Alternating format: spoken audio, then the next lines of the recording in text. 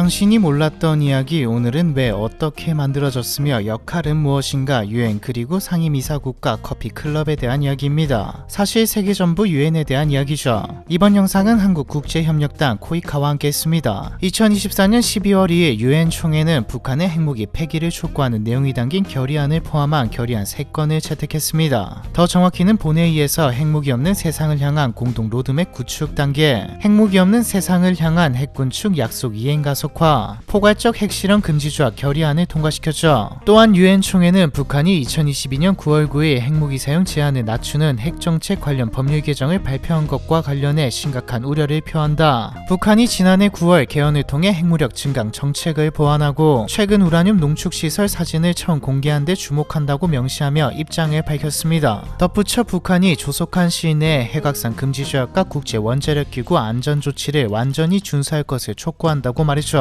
아마 이쯤에서 이런 생각이 드실 수 있습니다. 유엔은 맨날 지켜본다, 촉구한다, 요구한다고 말은 잘하는데 실제로 하는 일은 뭘까? 그도 그럴 것이 유엔의 주 업무가 혹시 유관 표시가 아닌가 싶을 만큼 현대에는 유엔이 직접 개입하여 문제를 해결하는 모습을 보기가 어려운 상황입니다. 북한이 핵 개발을 지속하며 탄도미사일을 발사해도 유엔은 직접적으로 군사 개입을 하기보단 외교적 노력과 유관 표명으로 그치고 있죠. 때문에 현대의 유엔은 국제평화와 안전을 유지하는 데 중요한 역할을 한다기보단 그냥 상황이 흘러가는 것을 지켜보며 안타까워하기만 하는 방관자에 가까운 느낌마저 들고 있습니다. 그런데 유엔은 실제로 정말로 하는 일 없이 지켜보기만 하고 있을까요? 그렇다면 유엔은 왜 존재하는 것이며 애초에 어떻게 만들어진 걸까요? 19세기 이후부터 통신, 교통의 발달, 무역의 증가로 인해 국제사회는 유럽을 중심으로 교류가 확대되고 상호 의존성이 커지게 되었습니다. 때문에 공통의 관심사를 논의하고 합의점을 도출하는 일을 진행할 국제기구의 필요성을 느끼게 되었죠. 게다가 1914년부터 1918년까지 제1차 세계대전으로 인해 국제적으로 심각한 피해가 발생하자 다시는 세계대전과 같은 참화가 발생하지 않도록 새로운 차원에서 국제평화를 달성하는 것을 목표로 하는 국제기구가 설립됩니다. 이게 바로 유엔의 전신으로 여겨지는 국제연맹이죠. 20세기 초 국제연맹은 이사회와 총회, 사무국까지 3개의 기관과 국제노동기구, 상설국제사법재판소와 같은 2개 보조기관으로 이루어져 있었습니다. 당시 본부는 스위스 제네바에 있었고 군축부터 분쟁의 평화적 해결, 집단안보, 제재, 위임 통치 등의 안보 문제부터 경제적, 사회적 문제도 총체적으로 다루었죠. 이렇게 보면 사실상 현대 유엔과 크게 다를 바가 없어 보입니다. 하지만 국제연맹은 구체적인 안전보장책이 부족했기 때문에 실제 활동이 매우 제한적이었고 그에 따른 성과 또한 미미했습니다. 까놓고 말해서 제대로 기능을 못했죠. 국제연맹의 핵심 기능은 집단안보였음에도 불구하고 기구가 출범한 지 약 10년 후에 발발한 일본의 만주 침략부터 이탈리아의 에티오피아 침략 등의 굵직한 국제 분쟁에서 매우 무기력한 모습을 보였습니다. 자체의 군대를 보유하지 않은 데다가 모든 결정을 만장일치로 해야 했기 때문이죠. 말 그대로 너무 이상적인 제도였습니다. 만약 어떤 국가가 침략을 감행했을 때 대응할 현실적이고 실질적인 것이 없었다는 말이죠. 여기다 미국이 불참하고 일본과 이탈리아가 탈퇴하는 등 당시 강대국들이 부재하면서 이름밖에 없는 것이 되어버렸고요. 특히 강대국들이 들어갈 이유가 없다는 게 큰 이유였습니다. 이름은 멋있지만 어차피 이름밖에 없는데 굳이이죠. 강대국이 없다는 말은 강대국들이 힘으로 무언가를 하려고 할 때 막을 힘이 없다는 말과 같고요. 그리하여 2차 세계대전 도중 추축국에 대항하는 연합국의 지도자들, 즉 미국의 루즈벨트와 영국의 처칠, 소련의 스탈린 등의 주도 아래 국제기구 설립이 논의되기 시작했습니다. 2차 세계대전의 참상과 지옥 같은 모습을 보며 국제평화를 유지해야 한다는 생각과 국제연맹이 부실했다는 것에 대한 공감대가 생겼거든요. 1941년 8월 14일 미국의 루즈벨트 대통령과 영국의 처칠 수상이 대서양 헌장을 통해 전후 세계평화 정착을 위한 희망을 표명했고 이듬해 1월 1일에는 미국 워싱턴에서 26개국이 모여 추축국에 대항해 싸우기로 결의하며 이른바 연합국 선언에 서명하게 됩니다. 여기서 국제연합, 즉 유엔이라는 용어가 최초로 공식 사용되었죠. 참고로 유엔이라는 명칭은 루즈벨트 대통령이 처음 제안한 것으로 알려져 있습니다. 하지만 이때까지만 해도 유엔이 공식 출범한 것은 아니었고 1943년 10월 모스크바 회담에서 미국, 영국, 소련, 중국이 일반적 국제기구 설립 필요성에 합의하면서 더 구체적인 논의가 시작되었습니다. 이후 1944년 8월부터 10월까지 유엔 설립을 위한 국제예비회의 덤바턴 오크스 회담이 진행되었죠. 유엔 창설의 기초가 된 회의로 알려진 이 회담에서 미국, 영국, 소련, 중국 대표가 모여 유엔 헌장 초안을 마련했습니다. 1945년 2월 얄타 회담에서는 연합 연합국 지도자들이 유엔 창설 계획을 더 구체화했습니다. 전쟁 말기인 4월 25일부터 2달간 진행된 샌프란시스코 회의에서는 50개국 대표들이 모여 유엔 헌장을 작성하고 서명하면서 구상 속의 국제연합은 서서히 모습을 드러내기 시작했죠. 10월 24일 약 4년간의 준비기간 끝에 비로소 유엔이 공식 출범하게 되었습니다. 이로써 51개국을 회원으로 하는 새로운 국제평화기구가 탄생하게 되죠. 그리고 국제연맹의 실패 요소 중 하나였던 강대국의 부재를 해결하기 위해 유엔에는 상임이사국이라는 것도 만듭니다. 상임이사국은 전 지구적으로 영향력을 행사할 수 있는 강대국으로서 경제력은 물론이고 많은 면에서 다른 국가들을 압도하는 국가들입니다. 설명은 이런데 2차 세계대전 주요 승전국들이죠. 미국과 중국, 영국, 프랑스, 러시아가 현재 상임이사국입니다. 단순히 인정을 넘어 이들이 유엔의 주인이라고 볼 수 있습니다. 안전보장이사회의 결의안에 절대적인 영향력을 행사하니까요. 참고로 설립 당시에는 중국이 아니라 중화민국이, 러시아가 아니라 소련이 상임이사국이었습니다. 재밌는 건 핵무기 전력 규모 1위부터 5위까지 전부 상임이사국이죠. 유엔 회원국들은 좋으나 싫으나 안보리의 결의안을 따라야 하기에 막강한 힘을 가진 5국가이죠. 유엔의 목표는 헌장의 주요 내용에서 분명하게 드러납니다. 국제평화와 안전의 유지, 국가 간의 우호 관계의 유지, 경제적, 사회적, 문화적, 인도적 문제와 인권의 신장을 위한 국제협력, 국제관계의 이해와 조화를 위한 중심지라고 규정하였죠. 유엔 헌장은 전문을 포함하여 19장 111개조로 구성되어 있기 때문에 여기서 다 다루긴 어렵지만 헌장을 살펴보면 유엔의 역할 이외에도 주요 기관 및 그 구성, 권한, 의사결정 절차, 회원국의 자격과 의무, 그리고 권리에 관해서도 규정하고 있습니다. 유엔은 총 6개의 주요 기관으로 구성되어 있죠. 모든 유엔 회원국이 참여하는 대표적 회의체로서 매년 정기적으로 회의를 개최하여 유엔의 예산 승인, 비상임 이사국 선출 등의 역할을 수행하는 총회와 국제평화와 안전유지에 대한 주요 책임을 지닌 보통 안보리라고 줄여서 부르는 안정보장이사회, 경제적, 사회적, 환경적 문제를 다루며 유엔의 전문기구와 협력하여 지속 가능한 발전을 촉진하는 경제사회이사회, 유엔의 행정적 기능을 수행하는 사무국, 국제분쟁을 법적으로 해결하는 역할을 하는 국제사법재판소, 과거 신탁통치 지역의 관리와 감독을 위해 설립되었던 신탁통치이사회까지 모두 유엔 출범 때부터 현재까지 유지되고 있는 기관들입니다. 참고로 신탁통치이사회는 마지막 신탁통치 지역이었던 팔라우가 1994년에 독립하면서 현재는 활동이 중단된 상태인데 공식적으로 해체되진 않았습니다. 유엔 헌장을 개정하지 않는 한 공식 해체는 불가능하거든요. 뭐 어쨌든 2차 세계대전이라는 배경에서 탄생한 것처럼 유엔의 대표 키워드는 국제평화이죠. 평화를 위해서는 침략자에 대항해 군대까지 파견하는 집단이니까요. 하지만 앞서 말했듯 유엔이 정확히 뭘 하고 있는지, 아니 뭘 하고 있기는 한지 의문이 들 때가 많습니다. 북한에서 핵 개발을 하고 미사일을 쏴도 러시아가 우크라이나를 침공해도 유엔은 멀찍이 떨어져 서서 상황을 관망하며 유감을 표하는 일밖엔 안 하는 것처럼 보이거든요. 꽤 많은 사람들이 원하는 건 유엔군이 정의라는 이름으로 직접적으로 개입해 무력을 사용하는 것인데 말이죠. 하지만 이는 말처럼 쉬운 일이 아닙니다. 게다가 이 정의라는 게 입장마다 바뀌는 것이기도 하고 너무나도 추상적이며 이상적인 개념이죠. 현실적으로도 현재 유엔의 체제적인 면에서도 힘듭니다. 유엔에서 군사 개입을 결정하는 기관은 안전보장이사회인데 안전보장이사회는 10개의 비상임이사국과 5대 상임이사국까지 총 15개의 이사국으로 구성됩니다. 앞서 말했듯 5대 상임이사국은 미국, 영국, 프랑스, 러시아, 중국으로 구성되어 있고 10개의 비상임이사국은 2년마다 총회에서 선출되는 국가들로 임기가 2년이죠. 안보리에 어떠한 결의안이 상정되면 이 15개의 이사국들은 찬성하거나 거부하는 권한을 갖는데 결의 조건은 상임이사국 5개국 중 거부권 행사 국가가 없어야 하며 15개의 이사국 중 9개국의 찬성이 필요합니다. 2개의 조건이 모두 충족되면 결의안이 통과되죠. 반대로 거부 조건은 비상임이사국 10개국 중 7개 국가가 반대하거나 5개의 상임이사국 중 하나의 국가가 거부권을 행사하면 거부됩니다. 2개 중 하나만 충족되면 되죠. 이 말은 상임이사국 중 한 국가가 이에 당사자의 입장이라면 결의안 통과가 현실적으로 힘들다, 즉 유엔이 힘쓰기 어렵게 된다는 말이죠. 국가의 분쟁이라는 게 이해관계가 안 얽혀있기도 힘들다 보니 현재 유엔은 정치의 장정도가 되어버린 것입니다. 참고로 6.25 당시에는 중화인민공화국 대신 중화민국이 상임이사국이었고 소련이 안보리에 참여를 하지 않았기에 이를 거부권 행사의 포기, 즉 기권이라고 해석해 통과되었습니다. 다만 거부권이 모든 곳에 절대적으로 적용되지는 않습니다. 유엔 헌장 제27조는 안보리 표결에서 절차적 사항과 기타 실질 사항을 구분하고 있습니다. 안보리의 절차적 문제에 관한 결정은 9개 이사국의 찬성 투표로 이루어진다고 규정하여 이 경우에는 상임 이사국의 동의를 필요로 하지 않는, 즉 거부권이 의미가 없죠. 다만 절차적 이외의 모든 다른 사항, 실제 사항에 대한 결정은 상임이사국의 일치가 필요합니다. 실제로 2014년 북한 인권 문제를 안보리 정식 의제로 채택할 때 중국과 러시아가 반대했지만 9개 이사국 찬성으로 안건이 채택된 사례가 있죠. 쉽게 말해서 안보리가 이 문제를 논의할지 말지 결정하거나 긴급회의를 소집할지 말지를 결정하거나 논의 순서, 회의 방식과 같은 운영 절차는 거부권 행사가 안 된다는 말이죠. 하지만 평화유지군 파견, 경제나 무력 제재와 같은 실질적 사안은 상임이사국 중 한 나라라도 이악 물고 반대하면 사실상 통과가 불가능합니다.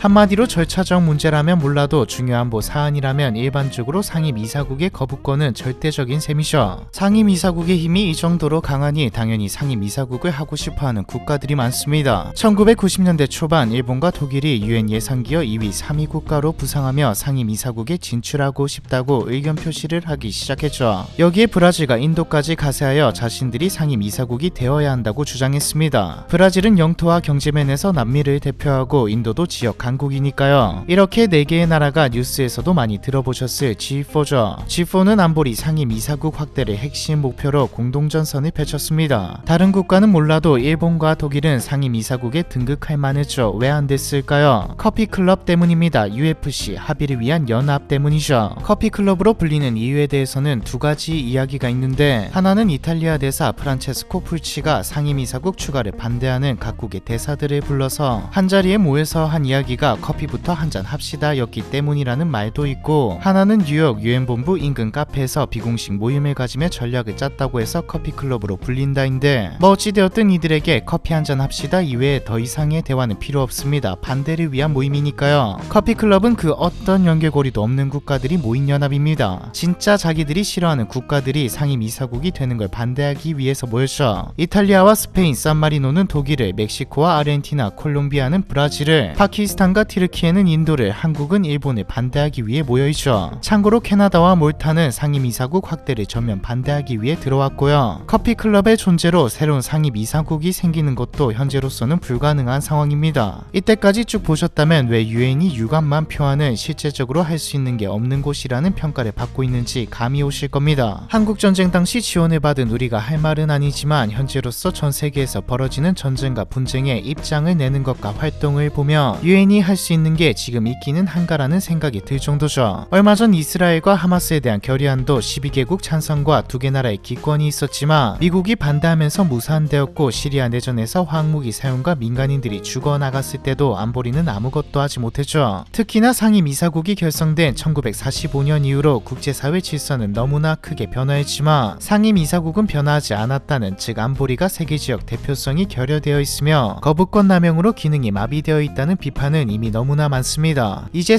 상임이사국들은 지역과 전세계의 질서, 평화를 대표하는 게 아니라 각 국가의 이익을 대표하고 있으니까요. 유엔이 직면한 가장 큰 딜레마가 이상과 현실의 괴리라고 볼 수 있죠. 분명 유엔은 국제평화와 안녕을 수호하려는 숭고한 목적을 가지고 출범했고, 분명히 그동안 많은 업적을 쌓았지만 이제 한계에 다다랐다고 볼 수 있습니다. 이에 대한 방증이 국제연맹이 역할을 못하고 2차 세계대전이 발발한 것처럼 3차 세계대전이 일어날지도 모른다는 말이 계속해서 나온다는 것이죠. 3차 세계대전은 상임이사국들이 분명 이에 당사국일 테고요. 이 말은 유엔이 무언가 기능하기가 사실상 불가능하다는 말이죠. 그럼 개혁을 하면 되는 일 아닌가? 안보리 개혁을 위해서는 유엔 헌장 개정이 필요합니다. 개정안이 발효되려면 3분의 2 이상의 회원국 비준에다가 모든 상임이사국의 동의까지 요구되죠. 이런 강대국 중심주의는 국제연맹의 단점을 보완하고 유엔이 실질적인 역할도 하고 유지되도록 만든 요소이기도 하지만, 반대로 현재 유엔이 분쟁과 반평화적인 것들에 개입하지 못하도록 막는, 이상과 현실이 괴리되도록 만드는 태생적 한계이기도 합니다. 이런 상황이기 때문에 도덕적 권위도 많이 떨어지게 되었고, 유엔은 강대국의 이익을 대변할 뿐이라는 말까지 나오게 된 것이죠. 그런데 그럼에도 유엔은 필요합니다. 국제정치 전문가들과 정부는 유엔이 없었다면 만들어냈을 것이라고 말하죠. 즉 1차 세계대전부터 이어져온 인류의 역사에서 유엔은 자연스럽게 탄생하는 필연적인 단체입니다. 이름이 유엔이 아니었을지언정 필요했기에 만들어졌을 단체인 거죠. 그리고 비판은 존재하지만 분쟁 해결 이외에도 유엔이 하는 일은 많습니다. 인도주의적 지원부터 문화유산에 이르기까지 세계 평화와 더불어 인권과 전 인류의 안녕을 위해 힘을 쓰고 있죠. 분명 유엔은 인류를 더 살만한 환경으로 만드는데 큰 기여를 했습니다. 결론적으로 전쟁의 잿더미 속에서 태어난 유엔이 당시에 고착화된 체제에서 벗어나 원래 목적인 평화를 위해 이상에 조금이라도 가까워지도록 발을 딛기 위해서는 변화가 필요하다는 말이죠. 아니면 또 역사가 반복될 수도 있죠. 3차 세계대전이 일어나고 유엔은 사라지면서 새로운 방식의 국제연합이 만들어질지도요. 아니 3차 대전이 일어난다면 마지막일 수도 있겠네요. 처음에 이야기했듯 이번 편은 한국 국제협력당 코이카와 함께 했습니다. 중간에 잠깐 나왔듯이 유엔은 인도적 지원 사업도 전개하고 있습니다. 그런데 이게 유엔만 하는 게 아니라 우리나라도 하고 있고 오늘 함께한 한국 국제협력당 코이카도 하고 있죠. 우리나라와 코이카가 어떤 활동을 하는지 잠시 같이 보시겠습니다. 인도적 지원이란 분쟁, 자연재해, 기근, 역병 등의 위기 상황에 처한 사람들의 생명과 활동을 보호하고 이들의 인간다운 삶을 보장하기 위한 국제적 지원 활동을 말합니다. 지원은 정치적, 종교적, 이념적 이해관계와 무관하게 진행되며 오로지 사람 생명 보호와 인도주의라는 이념을 바탕으로 이루어지는 것이 특징이죠. 현재 세계는 근 100년간 엄청난 발전을 이룩하였지만 또 우리는 누리고 있지만 여전히 식량 위기, 물 부족부터 시작해 전쟁과 전염병, 난민까지 위기에 처한 국가, 사람들이 존재합니다. 현대 인도주의의 기원은 19세기 중반 유럽에서 형성된 국제적 전쟁구호 활동과 이를 법제화한 제네바 협약 그리고 적십자 운동이죠. 그리고 여기서 모든 인도적 지원 활동이 준수해야 할 인도적 지원의 4대 원칙인 인류의 중립, 공평, 독립이 시작되었고요. 그렇다면 인도적 지원 활동은 어떤 형태로 어떤 방식으로 이루어질까요? 크게 긴급구호와 재건복구 그리고 최근에는 기후위기 대응, 난민 지원 등 복합적인 위기로 인한 인도적 개발 평화 넥서스 사업으로 나눌 수 있습니다. 인도적 지원은 재난 예방과 대비, 긴급구호, 재건과 복구, 장기 개발로의 연결까지를 모두 포괄하고 있습니다. 재난 예방과 대비는 재난이 발생하기 전에 미리 지역사회와 주민의 역량을 강화하거나 재난이 발생하기 전에 미리 대피할 수 있도록 사전에 알려 재난 피해를 최소화하는 활동이고, 긴급구호란 재난 또는 분쟁 발생 직후 신속하게 생필품과 의료 서비스를 제공하는 활동이죠. 최근에는 지역사회 회복을 위한 역량 강화에 초점을 둡니다. 이걸 인도적 개발 평화 넥서스라고 하죠. 그럼 우리나라는 인도적 지원에 어떤 일을 하고 있을까요? 대규모 지진, 태풍, 폭우, 홍수 등으로 인해 대규모 이재민이 발생한 국가에 긴급구호팀을 파견하고 의료진 및 구조대원 그리고 응급의료장비, 담요, 텐트, 식량, 식수, 정화장비 등을 지원합니다. 코이카를 비롯해 다양한 채널을 통해 개발도상국 인프라 구축, 교육 및 직업훈련 지원, 보건위생시설 개선, 기술 이전, 공공행정 역량 강화 등 분야별 맞춤형 사업을 추진하죠. 특히 한국에서의 인도적 지원 활동은 외교부와 코이카를 비롯한 소방청, 보건복지부 등을 중심으로 이루어집니다. 그중 코이카는 우리나라의 무상원조 전담기관으로 1991년에 설립되었죠. 우리나라는 한국 전쟁으로 인해 오랫동안 다른 나라의 지원을 받는 이른바 수원국이었죠. 95년 공여국으로 전환되었는데 공여국으로의 전환 준비의 일환으로 91년에 설립된 겁니다. 참고로 수원국에서 공여국이 된 사례는 우리나라가 대표적이고 성공적인 사례죠. 코이카의 주요 역할은 개발도상국 및 취약국가에 대한 개발협력 및 인도적 지원을 통해 국제사회 기여를 실현하는 것입니다. 코이카는 긴급 재난 발생 시 신속히 대한민국 해외 긴급구호대 파견을 위한 사무국 역할을 하고 물자 지원과 현금 지원 등을 하고 있어. 동시에 코이카는 인도적 지원 민간 협력 프로그램을 통해 인도적 지원, 즉 긴급구호를 비롯해 생명을 구하고 인간의 존엄성을 지키는 현장에 직접 뛰어드는 NGO들을 지원합니다. 구체적으로는 인도적 지원을 목적으로 하는 활동에 대한 자금을 제공하고 실행 및 관리를 지원하는 사업이죠. 인도적 지원 규모도 2019년 900억에서 2024년 7,401억 원으로 인도적 지원 예산을 증액하며 국제사회에서의 역할을 해오고 있습니다. 한국의 인도적 지원 기관들은 인류애와 연대정신을 토대로 전세계 곳곳에서 도움이 필요한 사람들을 돕고 더 나은 미래를 만들기 위한 여정에 동참하고 있죠. 앞으로도 인도적 지원은 다양한 형태로 진화해 나갈 것입니다. 기후변화로 인한 재난, 국경을 넘나드는 전염병, 난민 및 이주민 문제, 식량 안보 위기 등 복합적인 글로벌 현안이 우리를 기다리고 있으니까요. 마지막으로 인도적 지원 사업을 비롯해 코이카에 대한 더 자세한 이야기 풀버전은 저희가 만든 영상이 코이카에서 런칭한 새로운 유튜브 채널에 업로드되어 있습니다. 댓글에 링크를 걸어둘 테니 관심 있으신 분들은 한번 시청해보시는 게 어떨까요? 코이카와 함께한 유엔에 대한 이야기, 이번 편은 여기까지입니다.